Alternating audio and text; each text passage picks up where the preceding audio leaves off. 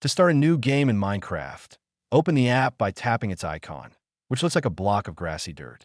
You can also tap Open from the App Store or Google Play Store. Once the game opens, tap Play at the top of the menu to go to the World Selection page.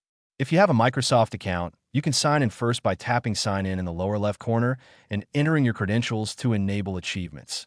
Tap the Worlds tab in the top left corner, then tap Create New and select Create New World at the top of the screen to open the World Creation menu. Enter a name for your world in the World Name box using the on-screen keyboard. This name will appear in the Worlds tab. Next, choose your default game mode by tapping the drop-down menu under Default Game Mode.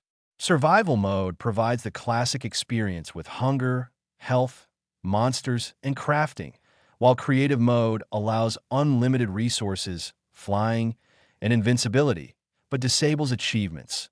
Set the difficulty by tapping the difficulty drop-down and selecting between peaceful and hard. Peaceful mode prevents monsters from spawning and regenerates your health. Scroll down to review any additional options for your world. When everything is set, tap Create in the top left corner to save your world with the chosen settings and start playing.